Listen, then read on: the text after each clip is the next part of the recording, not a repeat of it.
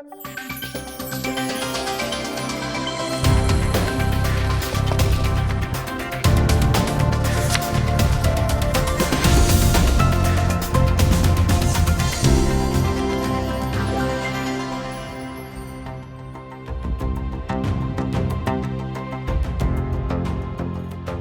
بینەرانی ئازیز لەم ئەڵقەیەماندا دەمانەوێت باس لە ناسیۆنالیزم و ناسیۆنالیزمی کوردی بکەین و پرسیاری سەرەکیشمان ئەمە بێت کە ئایا ناسیۆنالیزمی کوردی لەکوێی فاشیزمدایە بە میوانداری زۆر بەڕێز دکتۆر ئەکرەم میهرداد نووسەر و ڕۆشنبیر. مامەستا بەخێر بێت. زۆر سپاس. هەرچەند زۆر جار پێناسی ناسیۆنالیزم دەکرێت، بەڵام هەر عادەت وایە لە پێشی بەرنامە چەمکە بەکارهاتووەکان پێناسە بکەینەوە جاریشتر بۆی بینەر باشترین تێبگات. لە ڕوانگەی بەڕێستەوە ناسیۆنالیزم چییە؟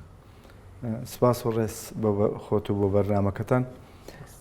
لە ڕاستیە ئەو پێناسانی بۆ ناسیۆنالیزم کراوە بە پێی ڕوانگە فکرەکان و بە پێی سەردەمە جیاوازەکان فەرقیان هەیە. کۆنترین پێناسە بۆ ناسیۆنالیزم ئەو پێناسەیە کە پێوترێ پێناسەی نەژادی فەرهەنگی مێژووی، واتە لە ڕوانگەی نەژادەوە، لە ڕوانگەی عێرقەوە یان لە ڕوانگەی ڕیسەوە و ئەو ڕیسە یا ئەو نەژادە چ فەرهەنگێکی بەرەم هێناوە لە مێژووی خۆیە و لە سەردەمە مێژوویەکانیشە چ گۆڕانکاریەکی بەسەر هاتووە. ئەم پێناسەیە کۆنترین پێناسەیە کە ئێستا لە زۆرێک لە ناوەندەکانی لێکۆڵینەوەیان تەنانەت لە مێژووی نەتەوەکانیشە تا ڕادەیەک وەلا خراوە بە پێناسەیەکی نەریتی یا بە پێناسەیەکی زۆر کۆن دائەنرێ.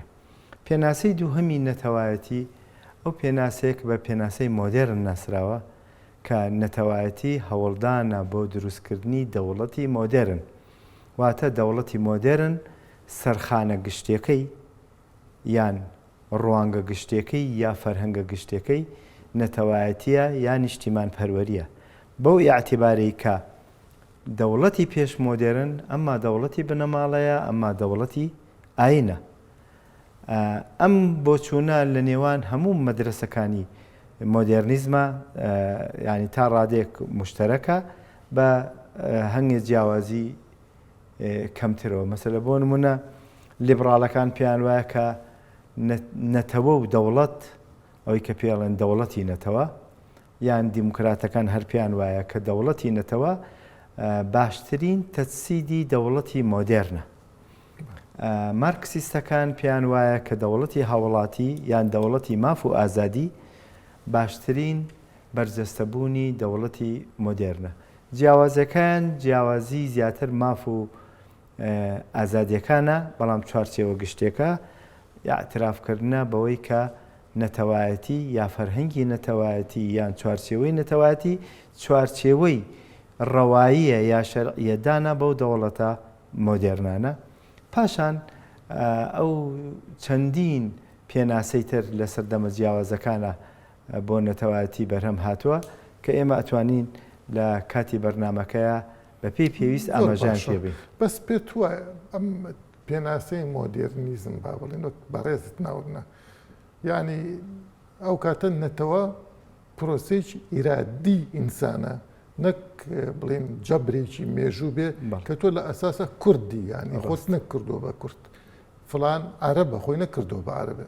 پێتوانێ ئەوە جۆرێک لە تەناقوز دروستەکە لەوێ لەم حاڵەتەیە؟ خۆی زۆرێک لە بیرمەندەکان باز لەواکەن کە نەتەوایەتی هەم ڕابردووە هەم ئێستاە هەم ئایندێ. ڕابردووەکە ئەوەیە کە جەنابەت فەرمووت کە هەم نەژادە هەم فەرهەنگە هەم مێژووە، واتە ئێمە بە کوردی دروست بووین، ئێمە خۆمان نەکردو بە کورد هەر کە لەدایک بووین کورد بە کوردی لەدایک بووین. بەڵام دەستکاریکردنی ئەمە یان گۆڕانکاری لەمە مەسەلەکە ئەوەیە ئایا ئەم کوردی بوونە دەبێتە مای دروستبوونی سەروەری و سربەخۆیی، واتە نەتەوە و دەوڵەت یەکسانەکرێ بەم هەنگێک لە بۆچوونەکان هەنگێک لە بۆچوونەکان پیان وایە دەوڵەت و نەتەوە یەکسان بۆیە ناوە نەتەوەی دەوڵەت، ینی بە دەوڵەتی مۆدێرن ئەڵێن دەوڵەتی نەتەوە یان نەتەوەی دەوڵەت، یانێ بێ یەک دەوڵەت مساوی بێ بە یەک نەتەوە. ئەگەر مەجال بێ لێرە شاتوانین چەند جیاوازی بکەین. خۆی لە ڕاستیە لە سەردەمی مۆدێرنە ئێمە چوار حاڵەتمان هەیە پەیوەندی نێوان دەوڵەت و نەتەوەیە. یەکەمیان ئەو حاڵەتە کۆنەیە کە پێڵێن دەوڵەتی نەتەوە، واتە نەتەوەیەک دەوڵەتێک. دووەم حاڵەتی کۆنترین دەوڵەتی مۆدێرنە لە دنیای کەسێ دەوڵەتە مۆدێرنە دیموکراتیە گەورەکەی جیانە کە ئەمریکا و بەریتانیا و فەڕەنسایە کە پێڵێن دەوڵەتی هاوڵاتی. سێهەمیان ئەو دەوڵەتانەیە کە لە دوای جەنگی جیهانی یەکەم دروست کران لەلایەن ئیمپریالیزمی بەریتانی و فەڕەنسیەوە کە بە ماناڵێن دەوڵەتی دروستکراو یان پێڵێن نەتەوەی دەوڵەت، واتە دەوڵەتێک هەیە دێن نەتەوەی بۆ دروستەکەن یان نەتەوەی بۆ ئەتاشن بێگومان لە ڕێگەی ئەسمیلاسیۆنەوە لە ڕێگەی توانەوەی نەتەواتی. مەسەلە عێراق دەوڵەتێکی دروستکراوە، باشە ئەم عێراقە یەن نەتەوەی بۆ دروستەکەن کە ناوە نەتەوەی عێراق.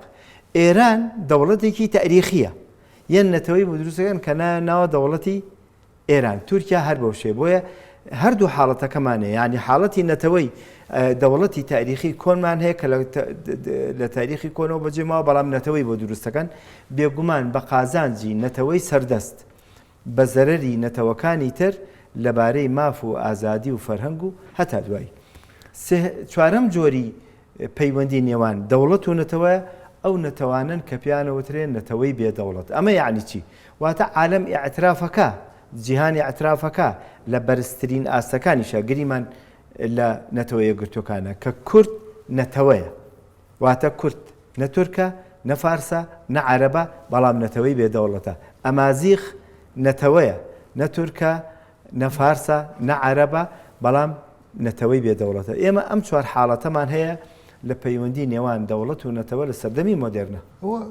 یعنی گەلێکی سیاسیە زیاتر نەکنێتەوەیەک مەسەرەن لە عێراقێکە کورد و عەرەب و تورکمان و هەمووی بەیەکەوە ئەگە بتوانن بژین ئەوە گەلێکی سیاسی یان نەتەوەیە ئەویان جۆرێک تێکەڵاوی نیە لەو خۆی لە ڕاستیە قسەکەی جەنابتە، یعنی مەجموعەیە گەلێکیش نییە مەجموعەیە گەلە ئەگەر ڕاستێکت بێ، ینی مەجموعەیە شعوبە بەڵام لە وڵاتێکە کۆ ئەکرێنەوە باشە. بەڵام زۆربەی بیرمەندەکانی کە لەوانە ئەنتۆنی گیدنزە بەم حاڵەتەی سێهەم بە نەتەوەی بە دەوڵەتی دروستکراوە پێڵێ نەتەوەی دەوڵەت، واتە دەوڵەتێک ئەوێ نەتەوەی دەوڵەت.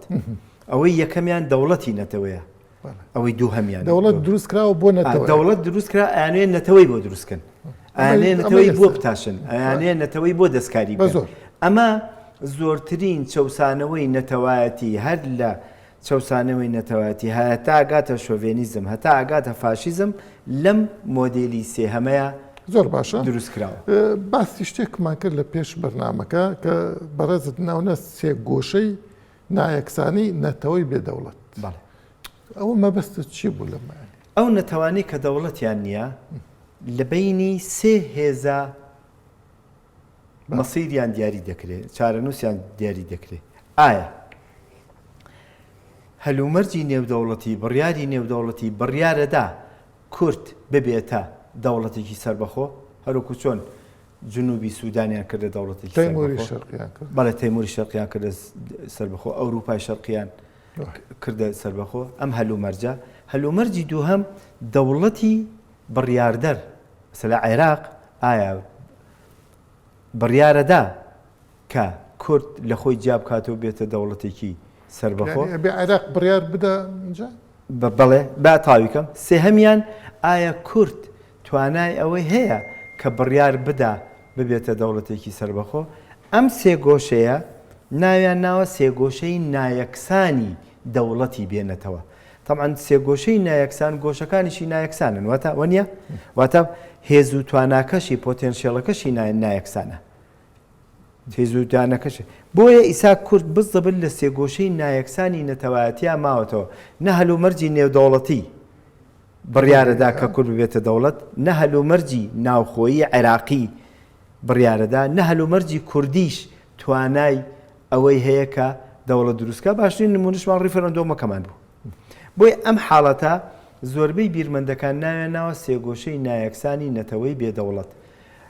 لە بیرمان نەچێ زۆربەی ئەو نەتەوانەی کە لە جیهانە دروست بوون یان زۆربەی ئەو دەوڵەتانەی کە لە جیهانە دەوڵەتی نەتەوە یا دەوڵەتی هاوپەیمانیان هاوڵاتیان دروست کردووە، ئەو 5-6 دەوڵەتەی بیدایەتی دروستبوونی نەتەوایەتی لە قەرنی 18 و 19 بێ بەریتانیا ئەمریکا فەڕەنسا ئەڵمانیا ئیتالیا ئەم پێنج دەوڵەتەمان هەیە ئێمە ئەگەر تەمەشای تاریخکەین کە بە توانای خۆیان بە جوهدی خۆیان بە هێزی خۆیان توانیان نەتەوەی دەوڵەت یا نەتەوەی هاوڵاتی دەوڵەتی نەتەوە یا دەوڵەتی هاوڵاتی دروستکەن ماباقی هەموو نەتەوەکانی تر لە دنیاە لەژێر کاریگەری جەنگەکانە دروست بوون لە دوای جەنگی جیهانی یەکەم چەند دەوڵەتی سەربەخۆ دروست بوو لە دوای جەنگی جیهانی دووەم چەند دەوڵەتی سەربەخۆ دروست بوو لە دوای جەنگی سێهەم کە شەڕی ساردا چەند دەوڵەتی دروست بوو بۆیە هەلومەرجی نێودەوڵەتی و هەلومەرجی دەوڵەتی دەسەڵاتدار بڕیارەدا ئایا دەوڵەتێکی تر دروست بێ ئایا نەتەوەیەکی تر بێ یا ڕوخانی دەوڵەتەکان بەڵێ یا ڕوخانی دەوڵەتەکان وەکو سۆڤێت وەکو سۆڤێت مەسەلە وەکو ئەوروپای شەرقی یان وەکو سۆڤێت و ئەو وڵاتانی کە بە دەوری سۆڤێتەوە بڵێ هەموو ئەوانە بۆیە تەمەشاکەی ئەگەر تۆ بەراوردێ بکەی لە نێوان ئەو نەتەوانەی بەهێز و توانای خۆیان بوونەتە نەتەوەی مۆدێرن یان دەوڵەتی مۆدێرن جا چه شێوازی هاوڵاتی بێ یا شێوازی نەتەوایەتی بێ لەگەڵ ئەو نەتەوانەی کە بوونەتە دەوڵەتی سەربەخۆ تەمەشاکەی فەرقەکە زۆرە ژمارەکە زۆر ئێمە لە تاریخە ڕەمێ تەنها 5 دەوڵەت 6 دەوڵەتمان هەبێ کە بە توانای خۆیان بوونەتە دەوڵەتی سەربەخۆ ئەفو نەتەوەمان هەبێ کە بە توانای خۆیان بوونەتە دەوڵی سەربەخۆ بەڵام زیاتر لە 200 دەوڵەتمان هەیە یان نزیکی 200 دەوڵەتمان هەیە کە لە ئەنجامی جەنگەکانە لە ئەنجامی سات و سەودای سیاسیە لە ئەنجامی ڕێکەوتنەکانە لە ئەنجامی گۆڕانی ڕوخانی ئیمپراتۆرەکانە لە ئەنجامی شەڕە جیهانەکانە بوون بە دەوڵەت بۆیە ئێمە ناومە ناوە سێگۆشەی نایەکسان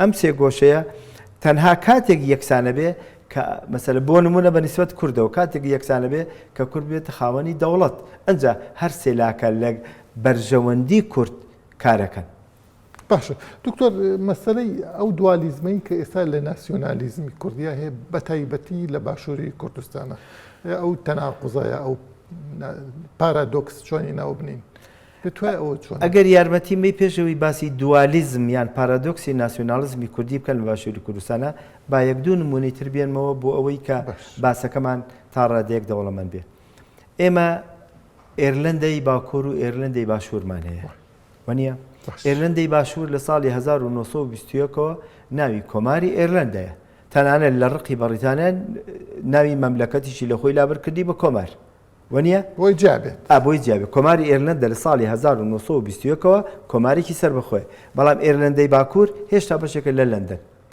بەشێکە لە ئینگلاند وەنیە باشە ئەمە بەڵێ مەملەکەتی متحدە ئەمە ئەو دوالیزمەیە مەسەلە لە هیندستانە هۆکاری چیە یانی هۆکارەکە مەسەلە مەذهبیە هۆکارەکە ئەگەر مەذهبیش بێ بەڵام خۆ مەسائلی نەتەوە بەڵێ کاسۆلیک و پرۆستات جامنە بەسم ئەوە بوو هۆکارەکان باسکەم کە هۆکارەکە لەوێ مەذهبیە لە هیندستان هۆکارەکە دینیە چونکە نیوە کیشوەری هیندستان هەمووی لە ژێر دەستی بەریتانیا بوو لە ساڵی 1995 کە کۆنگرەی هیندی دروستە بێ بۆ ڕزگاربوونی هیندستان بەڵام لە ساڵی 1906 واتە 11 ساڵ دوای ئەوە مسلیم لیگ دروستە بێ ڕابطەی ئیسلامی دروستە بێ بە ڕعایەتی کێ بە یارمەتی کێ بە پشتیوانی کێ هی بەریتانیا تەنانەت کە مسلیم لیگ دروستە بێ هەم جەواهیر لال نەهرۆ هەم مەهاتما گاندی ژەڵ قەیناکە ئێوە بەناوتان مسلیم لیگ بێ بە مەحەممەد عەلی جەناح وانەڵێن بە پاکستانیەکان ئەڵێن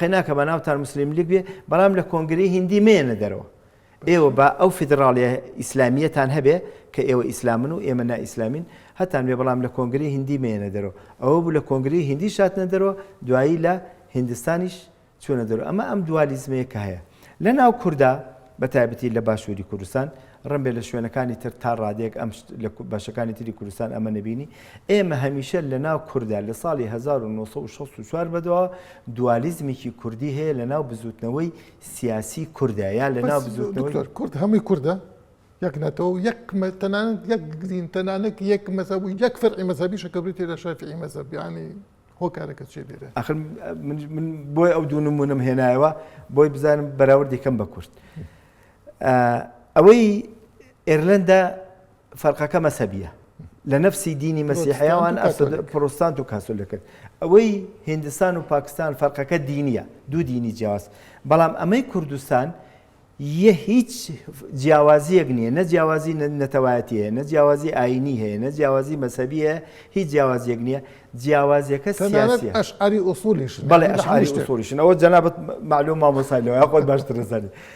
تۆ تەماشاکە لە ساڵی 1964ەوە ڕەوتێک لەناو بزوتنەوەی نەتەوایەتی کووردا لە باشووری کوردستان دروست ئەبێ ئەڵێ ئێمە پێمان وایە چارەسەری کێشەی کورد لە بەغدایە. ئەوە لە کۆمەڵەش عێراقیەکانەوەوانە هەرە بوون و کفوات قەرەداقی چێ هەروە بوون ئەوانش. لە ڕاستیە هیچ کەس لە کۆمەڵە ینی بوەکو ڕەوتێکی خۆگرت و عێراقی نەبوو، ئەفراد هەبوون. يعني مجموعة شخص هبون وابيريانا كردو بس او بالي بلين مكتبي سياسي بوش بالي مكتبي سياسي يعني بالي جلالي هميشه ببيركرنوان وابو كاتشار سري قضيه كردي لبغا ولا سردم جیاوازه كان اما سري هالدعوته بالاكيتر كبالي بارتيا بيان وايا تشار سري قضيه كردي للاي بغاني بلكو لهلو مرجي نيو دولتيا ئەم دوو جیاوازیە کێشەی گەورەی کورد لە باشووری کوردستانە ناتوانێت ئیجماعێک لەسەر ئەمە دروست بکە و جۆرێک لە گرێوی سیاسی یان یاری سیاسی بکە، جۆرێک لە تەوزیعی ئەدوار بکە. قەیدی چییە ئەگەر ئێمە کێشەکەمان لە عێراق چارەسەر بێ؟ یان قەیدی چییە ئەگەر لە ڕوانگەی نێودەوڵەتی و کێشەکەمان چارەسەر بێ؟ لە بیرمان نەچێت. هەردوو ڕەهەندەکەش هەبێ، هەردوو ڕەهەندەکەش هەبێ. ڕەهەندی سێمی ژەبێ کە کوردیە. ڕەهەندی سێم کوردیەتی یەکێتی کووردە. خۆ ئێمە کێشەی گەورەکەمانەوەی کە بۆیە ئەڵێن سێ گۆشەی نایەکسان. یعنی ئێمە ڕەهەندی سێهەم یان خۆی لە ڕاستیا بێ ئێمە ڕەهەندی یەکەم بێ. یعنی ئێمە کێشە گەورەکەمانەوەی ڕەهەندی سێهەم یان ڕەهەندی یەکەم لە ڕاستیا نیمانە و ئێمە نەمانتوانیەوە لە سەردەمە جیاوازەکانە ئەم ڕەهەندە بکەینە ڕەهەندی یەک ئێمە بە هەر قیمەتێ بێ و هەر چارەسەرێک لە گۆڕێ بێ. ئێمە یەکێتی کوردی یان یەکێتی یەکماڵی کورد یان یەکڕیزی کورد تێک نەدەین. ئێمە بۆچی ڕەخنە لە ئەم دوالیزمە ئەگرین؟ خۆ دوالیزمەکە لەباری واقعیەوە هەیە، بەڵام بۆیە ڕەخنەی لێ دەگرین لەبەرەوەی بەزەرەری یەکێتی کووردە، بەزەرەری یەکێتی ڕیزەکانی بزوتنەوەی نەتەوایەتی کوردیە گینا هەردوو چارەسەرەکە قابلی واقعیەتە. لە بیریشمان نەچێ ئەمەی کە لە دوای ئەم منطقەی پرۆڤایت کۆمفۆرت کە بۆ ئێمە جێبەجێکراوە بڕیارێکی نێودەوڵەتیە، بڕیارێکی عێراقی نییە، بڕیارێکی کوردی نییە، بڕیارێکی ئیقلیمی نییە. بۆیە ئێمە ینی مەبەستم ئەوەیە هەلومەرجی نێودەوڵەتی ئەگەر بە شێوەی گشتی تەماشایکەی بە شێوەی گشتی تەماشایکەی هەلومەرجی نێودەوڵەتی تا ئیسە لە بەرژەوەندی ئێمەیە. بۆیە ئێمە نابێ ئیستەغنای لێ بکەین و بیکەین بە خاتری چارەسەرە عێراقیەکە. پێتوانی عێراق قەت ئەو چارەسەرە ناکە. جارێ ئەوە بۆ خود بەڕێوەبەری بۆ عێراق حەزی لە دەوڵەتێکی مرکزیە. بەرحاڵ دکتۆر ئازام کاتمان کەممان بێ پرسیارێک کە بەلامەوە سەرچی بوو بەس کاتمان کەم ماوە مەسەلەی فاشیزمە. تۆ هەر کاتێک باس ئەوەی باسی کورد دەکەی وەک مافێکی نێودەوڵەتی، وەک یاسای نێودەوڵەتی، نەک وەک ئایدۆلۆژیە. کۆمەڵێک لێت بەرزەبن و ئەمە فاشیزمە و ئەمە تۆ فاشیستی تۆ. ئەنی پێت وایە باسکردنی مافی کورد وەک بەشەر فاشیزمە. جارە فاشیزم حەز دەکەم بۆ بینەر زیاتر ڕوون بێتەوە. کاک سۆران یەک شت هەیە کە زۆر زۆر گرنگە. باشترین بەڕای من باشترین تعریفی نەتەوایەتی سەروەری و سربەخۆییە بۆ نەتەوەیەک. مافێکی یاسایی نێودەوڵەتیشە؟ مافێکی یاسایی نێودەوڵەتیشە. بەڵێ سەروەری و سربەخۆیە لە ڕاگەاندنی جیهانی مافەکانی مرۆڤە ئاعتراف بە هەموو مافەکانی هەموو نەتەوەیەک کراوە. خاڵێکی تر کە زۆر زۆر گرنگە تۆ تەماشای بیرمەندەکان کە مەسەل جان جاک ڕۆسواڵێ نەتەوەیەک دەتوانێت هەموو دیفاعی لە خۆی بکات تا ڕادەی دروستبوونی دەوڵەتی سربەخۆی خۆی، بەڵام هیچ تعدا لە نەتەوەیەکی تر نەکات. حەدی بینی فاشیزم. بەڵێ دامیش مەبەستم ئەوەیە کانتەڵێ یەکێتی ئەوروپا دروست نابێ ئەگەر هەموو نەتەوەکان خاوەن سەروەری و سربەخۆیی خۆیان نەبن و ئیزافەیەکی تریژەکە هەموو تاکێکیش خاوەنی ماف و ئازادی نەبێ. لەبیرە نەچێکان لە ساڵی 1940 مردووە، وایە واتە پێشتر ئەمەی باس کردووە. ئاشتی دیموکراتی سەلامی دیموکراسی. بەڵێ مارکس سەڵێ هەر نەتەوەیەکی تر بچەوسێنێتەوە زنجیرەکانی چەسانەوەی خۆی بەێستر دەکات.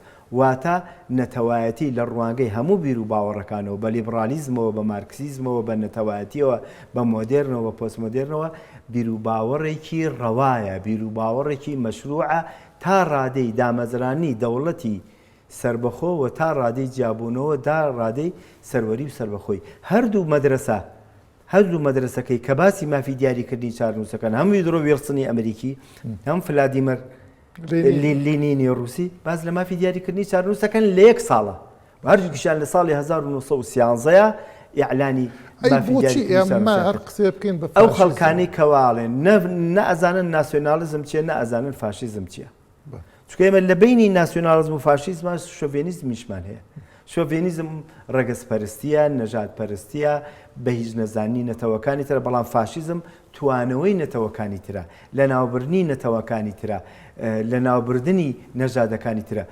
بزوتنەوەی کوردی تا ئێستا بزوتنەوەیەکی دیفاعیە بزوتنەوەیە کە تەنانەت بە ئاشکرا لە هەنگی سەردەمی کەمانە بێ داوای سەروەری و سربەخۆی و دروستبوونی دەوڵەتی سربەخۆشی نەکردو بەڕاستی بزوتنەوەیەکی دیفاعیە کە دیفاع لە نەتەوەیەکەکە کە تیانە چێ ئەم بزوتنەوەی ناتوانێت فاشیز بێ یان ناوێ فاشیزم بێ من ناڵم داوای سەروەری و سربەخۆی نەکردووە یان تۆ لە هەنگی مەقتەعی زۆر کەمانە بێ کورد داوای سەروەری و سربەخۆی نەکردووە کە ئیسا مەسەلا مەفروض وایە لە ناو کووردا هەردوو ڕەوتەکەی ناو کورد بەوەی کە ئەوێ چارەسەر لە پایتەختی وڵاتی دایگیرکار بێ یان ئەوەی کە ئەوێ چارەسەرەکە لە هەلومەرجی نێودەوڵەتی و بەرەو سربەخۆیی بێ هەردوو لە ئەبێ باسی سەروەری و سربەخۆیی بکەن لە ڕاستە چونکە بە سەروەری و سربەخۆیی نەتەوایەتی هەر دیفاعێکی زعیفە لەوەی کە من لە ناو نەچم هیچی تر نییە بێزگەلەوە بۆی فاشیزم نییە لە وەک برسێک هەوڵ بە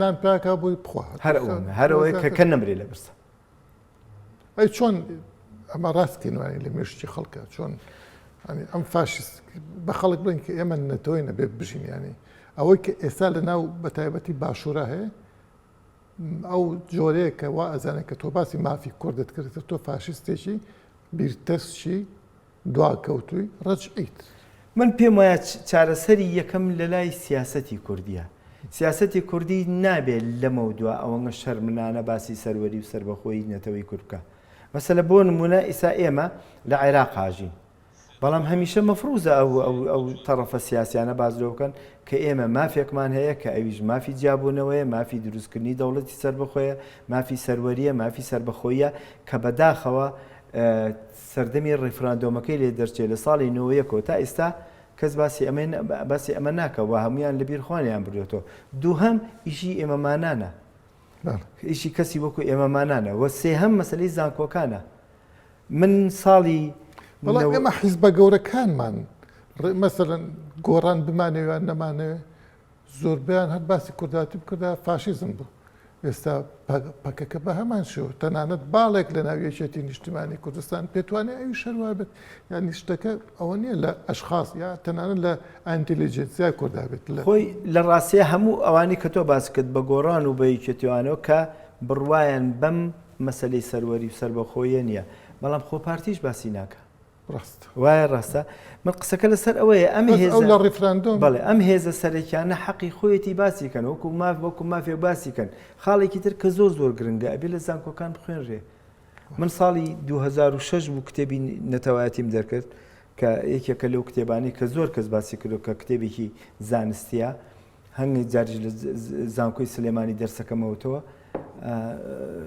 زۆر لیان لا هین نەبوو زۆریان لا با بڵێن ئاسایی نەبوو کە کەسێک کتێبێکی نەتەوایەتی نووسیەوە و ئەم دەرسە لە با بڵێن لە کۆلێجی زانستە سیاسەکان وەکو زانستێکی سیاسی بخوێنرێ کاکە بڕوا بکە نەتەوایەتی لە زۆربەی ناوەندە جیهانیەکانە بەشێکە لە زانستی سیاسی و زانستی نەتەوایەتی زانستێکی سیاسیە هەرچۆن لیبرالیزم زانستێکی سیاسیە هەرچۆن مارکسیزم زانستێکی سیاسیە هەرچۆن مۆدێرنیزم هەرچۆن پۆستمۆرنیزم نەتەوایەتیش زانستێکی سیاسیە و کۆڵێک بیرروباوەڕی تایە کۆڵێک مساهەماتی تایە من ئەگەر یارمەتی بێ قسەی بکەم تەواوی پۆستمۆدێرنەکان و مۆدێرنەکان ئەڵێن ئەگەر دوو بیرروباوەڕ نەبوایە بیرروباوەڕی مرۆڤ بەرەو تاگڕەویە چوو یەکیان ناسیۆنالیزمە ئەوی تران فێمینیزمە چونکە ناسیۆنالیزم لە ڕوانگەی نەتەوە و نەژادی جیاوازەوە قساکە فێمینیزم لە ڕوانگەی ڕەگەزی جیاوازەوە قساکە هەردووکیشان لە هەموو شوێنەکەن بۆی ئەم دوو بیرروباوەڕە